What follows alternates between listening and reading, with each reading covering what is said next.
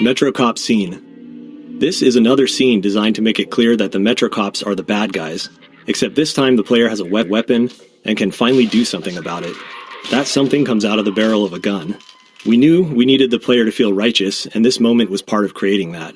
The Metro Cops are still human, unlike the rest of the Combine in the game, so we felt like we had to go the extra mile in making sure the player's actions felt like justice and not just wrath.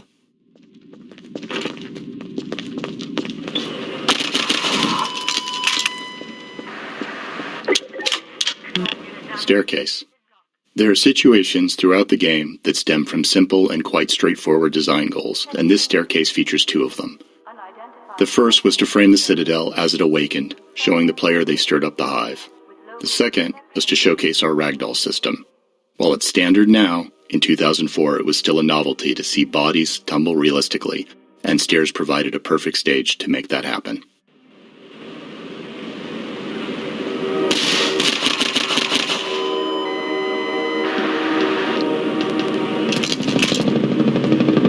City 17 awakens. The early train station section was designed to make the city feel indifferent toward the player, as if Gordon is just another nameless, faceless citizen, ripe for subjugation.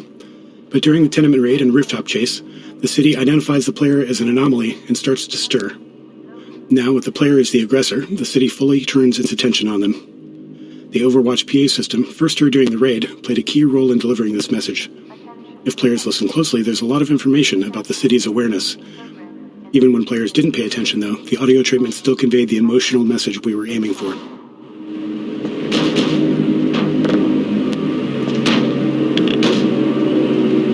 Explosive barrels. Here, we introduce explosive barrels, a staple of first-person shooters, but with a new twist. The second pistol shot sets the barrel on fire, starting a timed detonation. A third shot will detonate the barrel immediately. This way, players could either delay the explosion or trigger it right away, depending on the situation. Players may want to feed an explosive barrel to a barnacle and then shoot it twice as a handy way to safely dispatch a cluster of them. The delayed explosion also made for more interesting chain reactions between multiple barrels. Exploding barrels were a fan favorite in the series, but also were internally favored by level designers who often felt like the game could never have enough.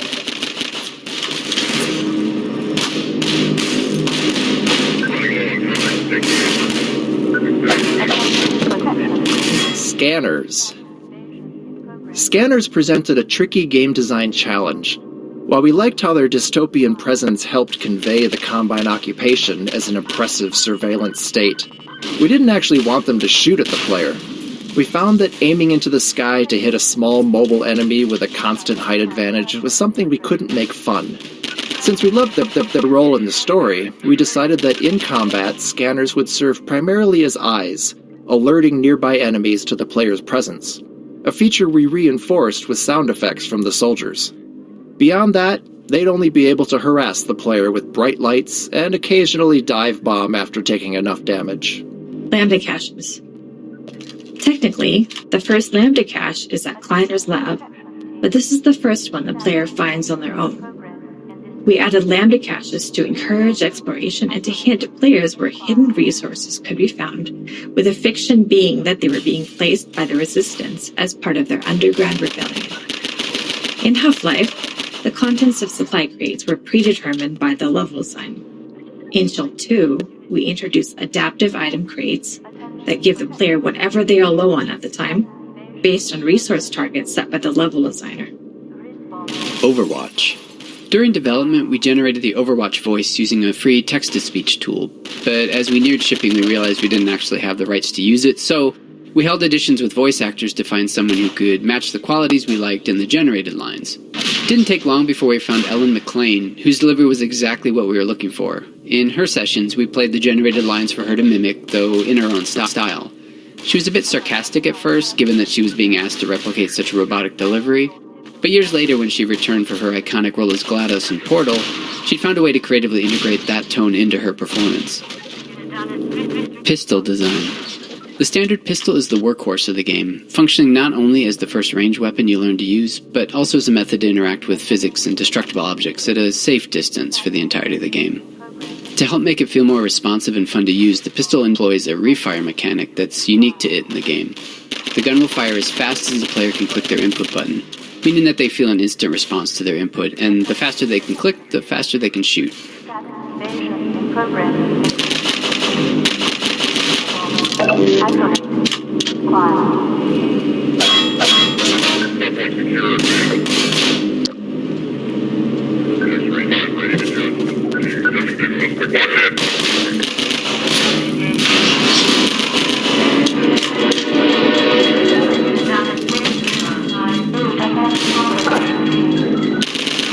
Shatter glass.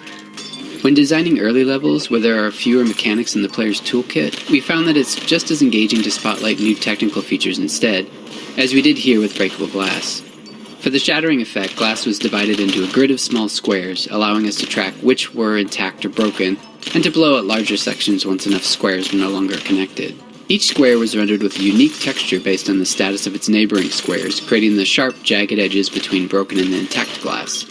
While breaking glass is now commonplace in games, it was something we hadn't seen much back when we were making Half-Life 2, and we're incredibly happy with the level of fidelity and dynamicism it brought to the game.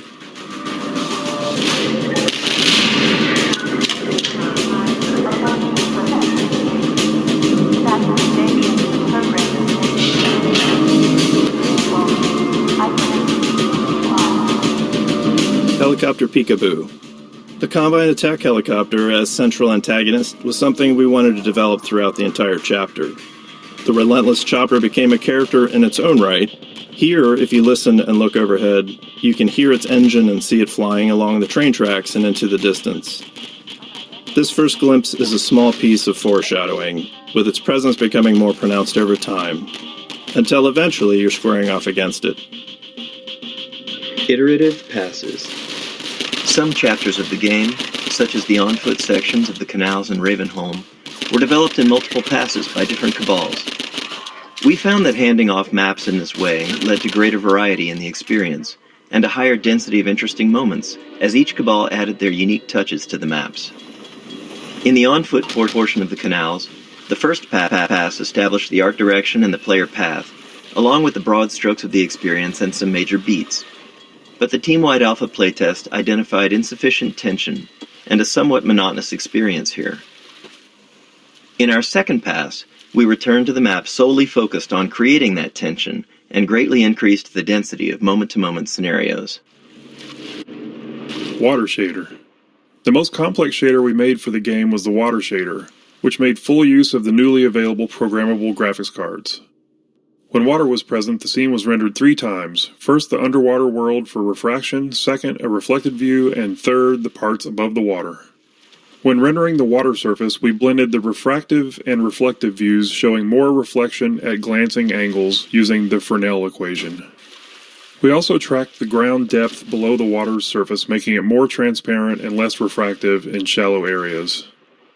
Additionally, we had to create 2 alternate water rendering techniques for lower-end graphics cards. Mid-range cards displayed a lower detail reflection without refraction or transparency, while low-end cards only rendered a partially transparent surface. Interstitial scenes. As playtesting progressed, we often found areas where players lost track of their goal, which isn't uncommon in a game like Half-Life. To address this, we added smaller interstitial scenes to help guide players along their path and reinforce their objective. After finishing the bulk of development on our larger choreo scenes, like Kleiner's lab, putting these smaller scenes together became relatively straightforward. We discovered that using characters in these moments worked much better than relying on passive storytelling, or even some sort of reminder you'd find baked into a pause menu. Boxcar Bill. This small scene originally featured 2 human characters, but later in development we replaced one with a Vortigaunt. We wanted to show that Vortigaunts were coexisting with humans and resisting the Combine as well. We also introduced their ability to heal the player, although we didn't fully capitalize on that feature throughout the game. Vortigaunts became a useful narrative tool for keeping dialogue brief, as their hive mind justified their full knowledge of the world and the player's goals. This meant they never had to ask questions, neatly sidestepping the challenge of writing dialogue for a silent protagonist. Attention protection team.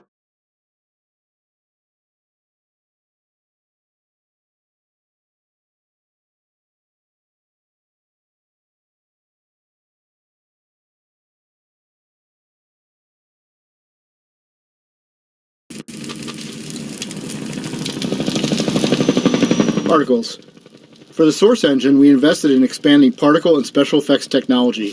This allowed for more realistic and complex particle movement, as well as more intricate shapes and shader effects. In particular, adding bump mapping to our particles features made a huge difference in the volumetric look of them.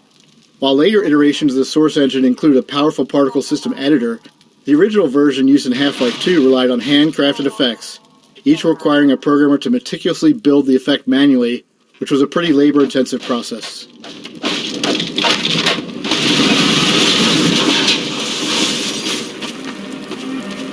Attention protection team. Status evasion in Barnacle introduction. Because barnacles can be confusing when first encountered, we wanted to introduce them in a way that showed players their behavior at a safe distance. We decided to do that through a nature show-style predator-prey scene. But, as always, scenes like this took a lot of iteration to get players to reliably see.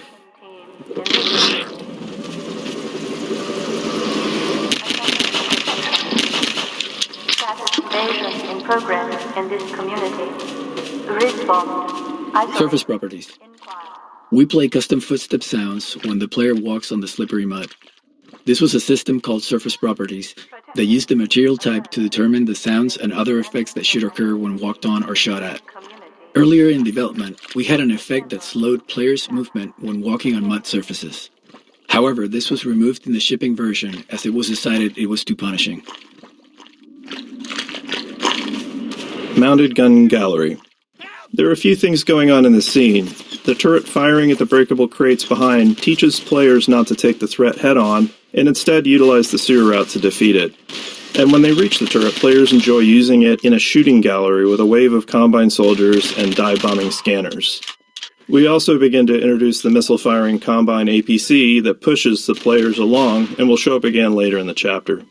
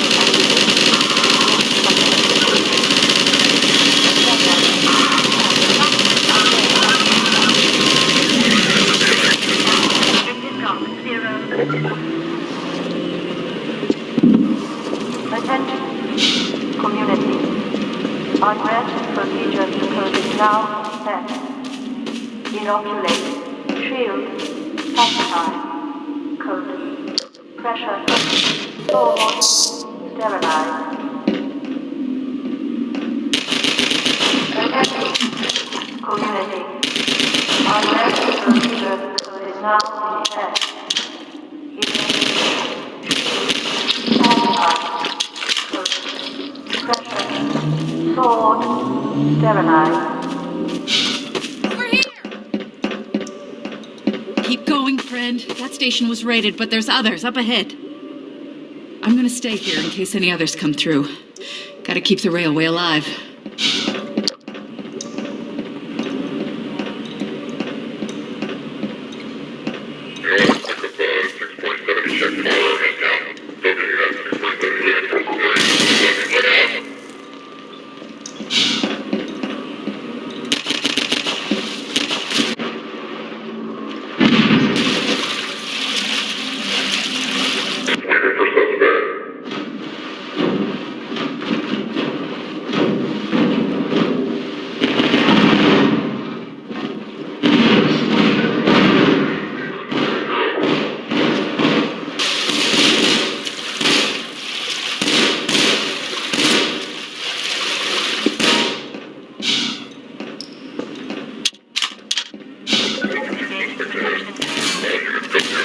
A corner into a new area just to see enemies standing there is always awkward, and it makes the world feel less alive and more like a shooting gallery.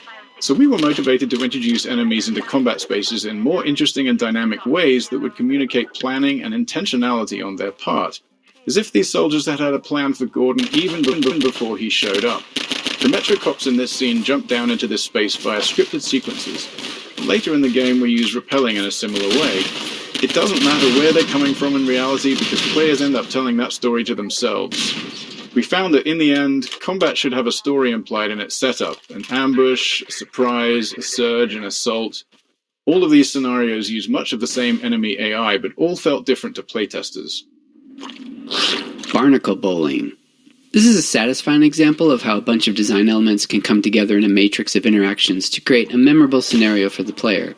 We got barnacles, our physics simulations, slippery mud surface properties, and last but not least, explosive barrels. You've encountered all these on their own, but they're able to snap together naturally to create a moment we called barnacle bowling.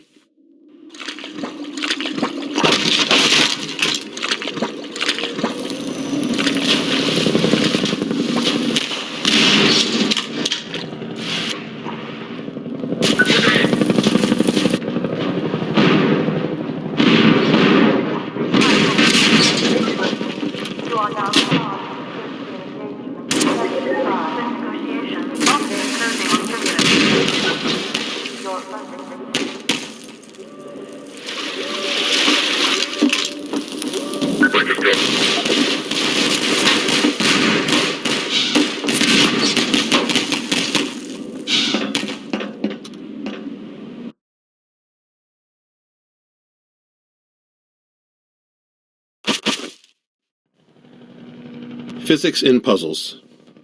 Often, simpler mechanics encountered earlier in the game are pulled from more complex ones as a form of training.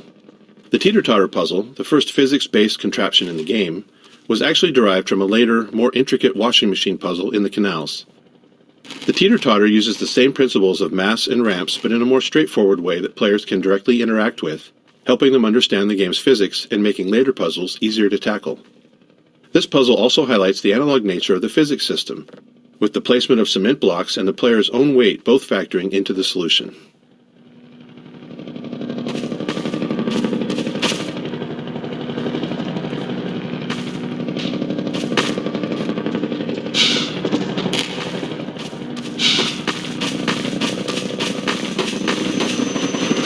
Combine Attack Helicopter.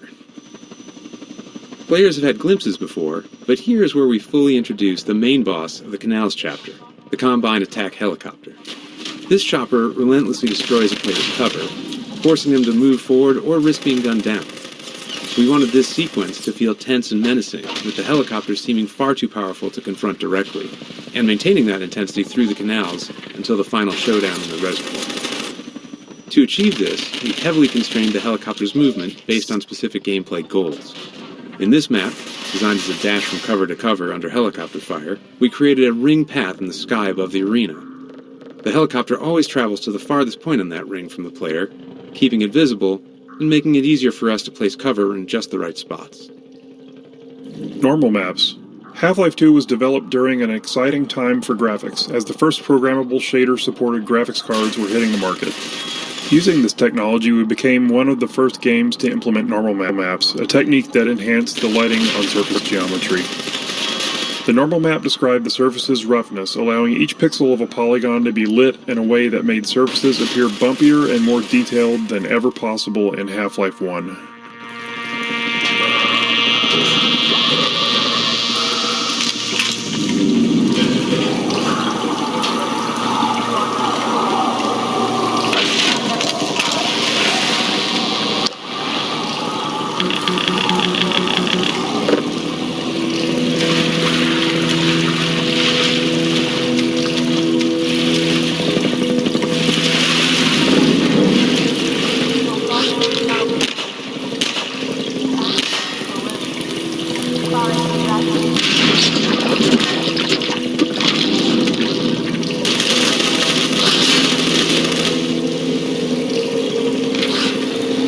Autosave dangerous. In Half-Life 1, we had a set of autosaves throughout the game, hand-placed by level designers and triggered when the player reached some specific moment or position in the game. This ensured that the game was automatically saved for you as you traversed through Black Mesa's corridors. In Half-Life 2, we found ourselves needing a new tool. The problem arose in some of the more complex arenas we'd built. Some of those encounters would last for quite a while and features multiple sets of enemies. Others were long, sprawling mixes of exploration and combat without any clear separation between the two. We never want an autosave where the player is in danger of dying right after loading the game, because that could place the player in a death loop.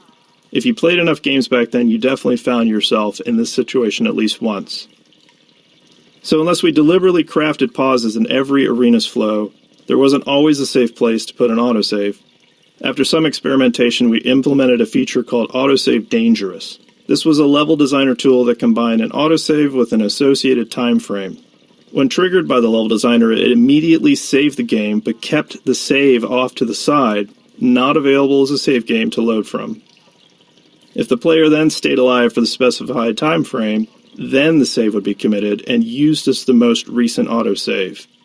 This allowed level designers to put an autosave at a reasonable place or time in an arena, specify a time, like 30 seconds, and if the player was still alive for 30 seconds, the autosave would be used.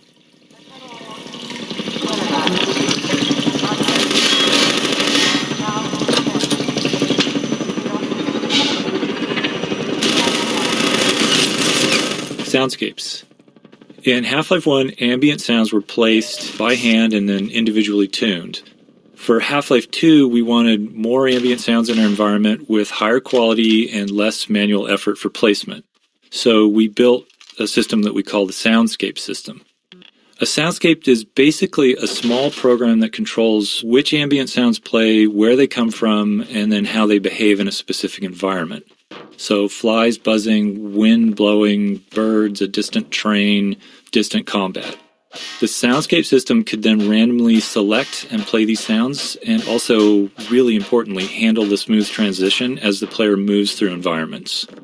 Soundscapes can also contain other soundscapes, and that allows us to create reusable collections of sounds. So, for instance, distant combat might be small arms fire, distant explosions, a passing helicopter. And these soundscapes would dynamically assemble and play from many individual sounds, and that helps us avoid the artificial feel of a single looping track. Overall, the soundscape system was a real workhorse for audio in Half-Life 2, and it's pretty much responsible for every sound you hear that isn't directly driven by gameplay.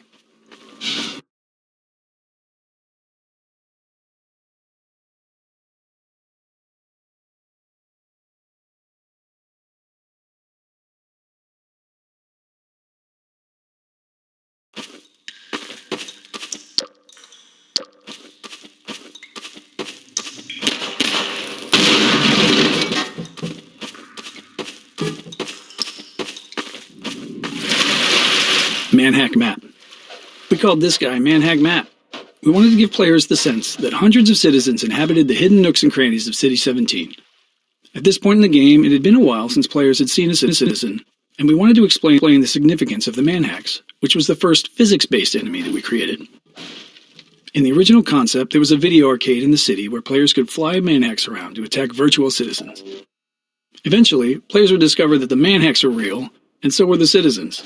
As the Combine occupation became more fleshed out, this idea of a video arcade became an odd fit and eventually fell by the wayside. That was a close call. Thanks for your help. It isn't safe here.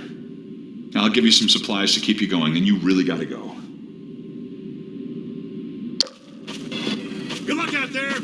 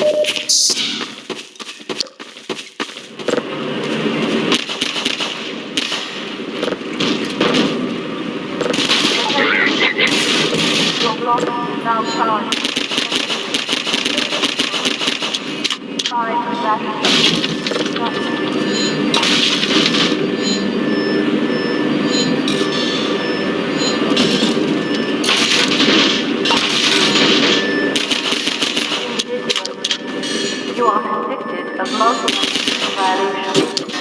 Implicit citizenship. Status. Malignant.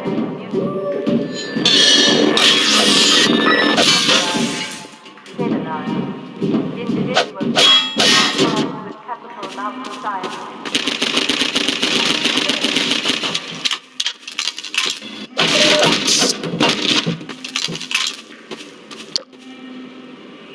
Individual. You are convicted of multi-civil violations. Implicit citizenship. Status. Malignant.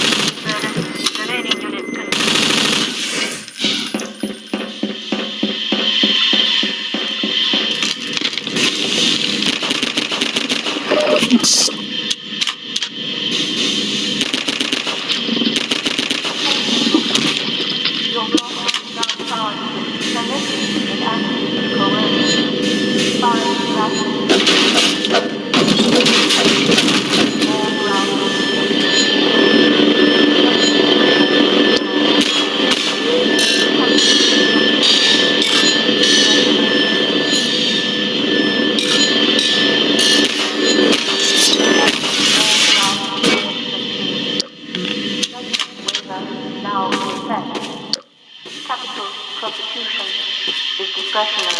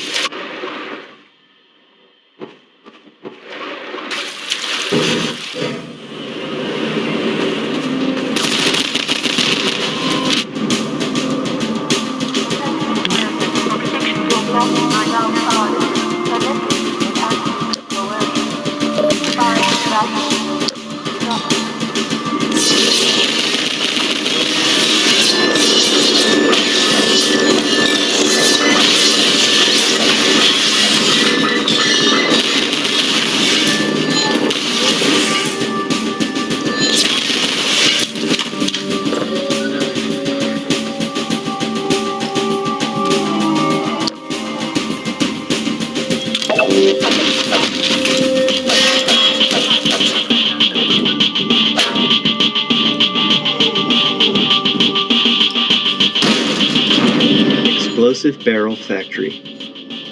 This room, filled with an absurd number of exploding barrels, inspired some good-natured debate within the team around how far to push the plausibility of our world. Frankly, One exploding barrel is probably too many in regards to realism. In the real world, barrels really shouldn't explode, even if you were to shoot them.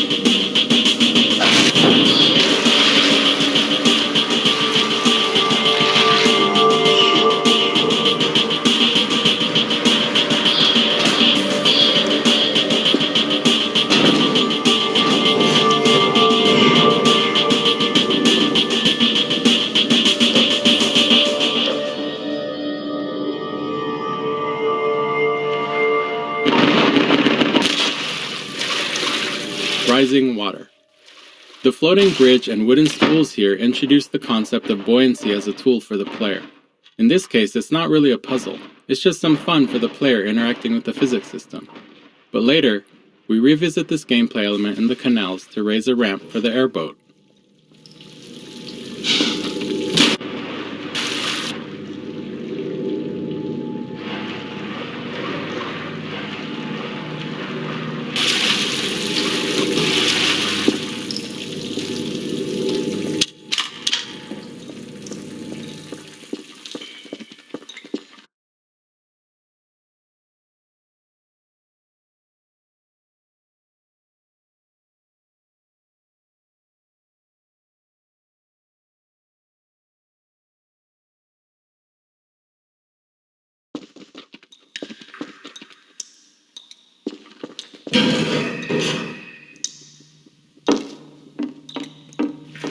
Rendering systems. In the early 2000s, we couldn't afford a general-purpose renderer with the broad capabilities of a modern engine. Instead, CPU, GPU, and memory limitations required highly specific solutions to rendering challenges so we could squeeze every bit of performance out of a player's hardware. As a result, Half-Life 2 actually has 3 different rendering engines. One for world geometry, another for outdoor terrain, and a third for dynamic entities like characters and objects. These 3 renderers had to support a complicated matrix of features: collisions, ray traces, decals, offline lighting, visibility calculations, and more. On top of that, each renderer needed to support DirectX 7, 8, and 9. The differences among these DirectX versions were significant, often requiring different data storage and rendering approaches. They even used different programming languages. Altogether, we essentially had 9 different renderers, each needing unique solutions, and getting them all to look consistent was one of the most challenging tech problems we faced during development.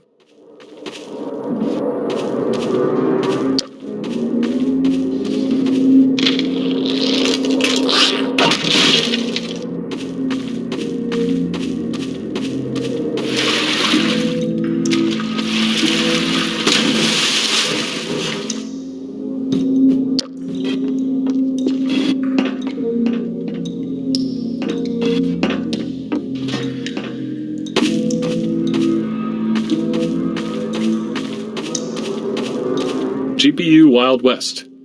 During development, we faced numerous decisions influenced by our choice of minimum spec, the least powerful CPU and GPU combination that would still deliver a good experience for customers. In the early 2000s, there was far more variety among GPUs than today, with wide differences not only in speed, but in fundamental approaches to rendering.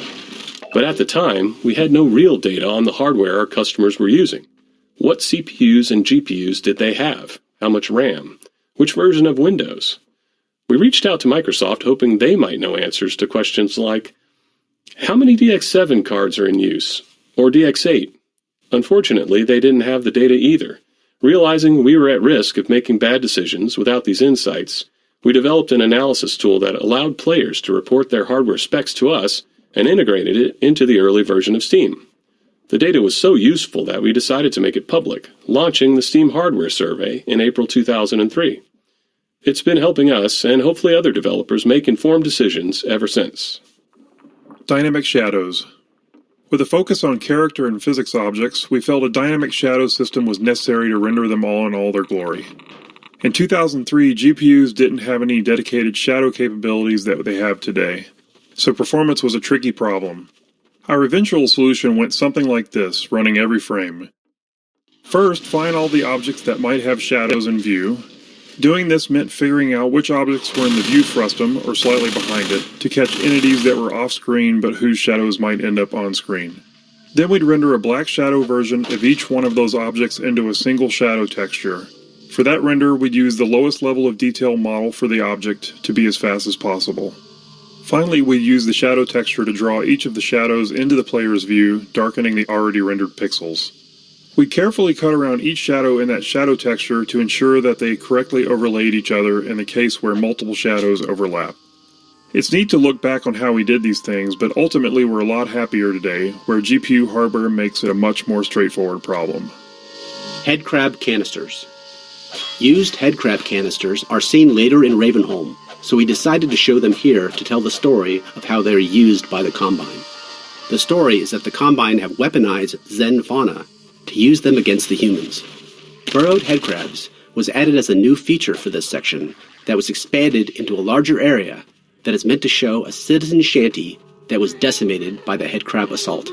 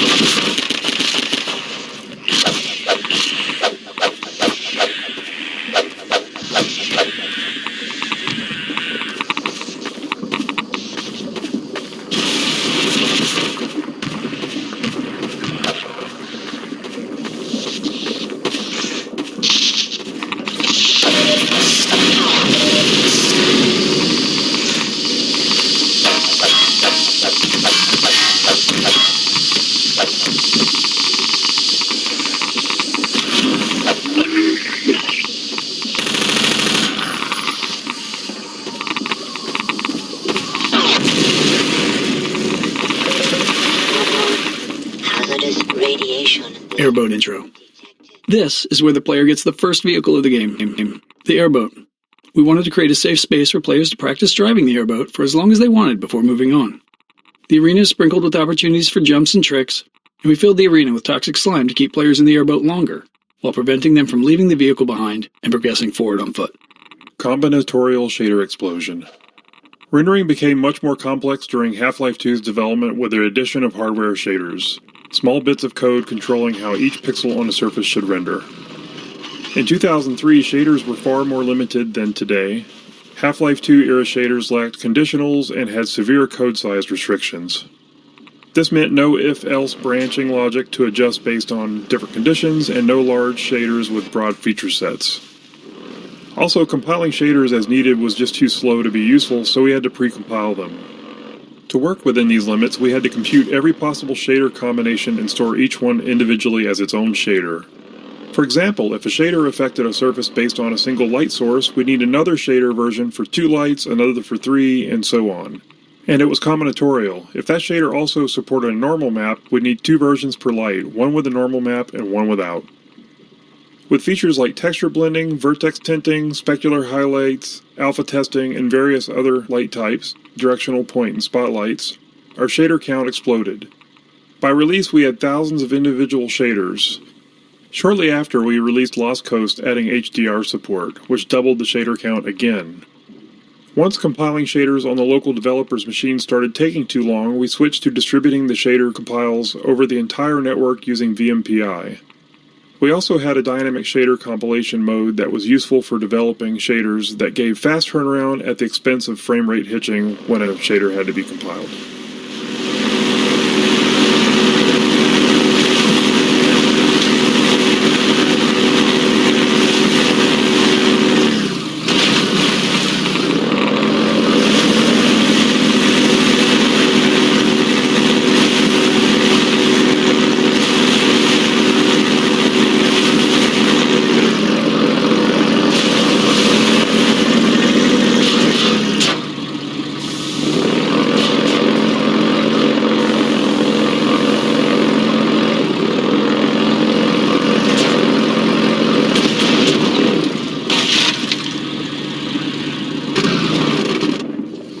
Fighting motion sickness.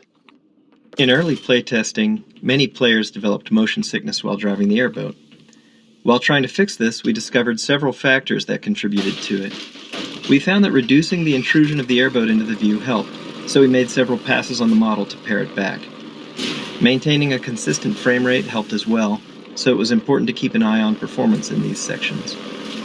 However, the single most important factor was eliminating view roll to maintain a more stable horizon no matter what the airboat was doing.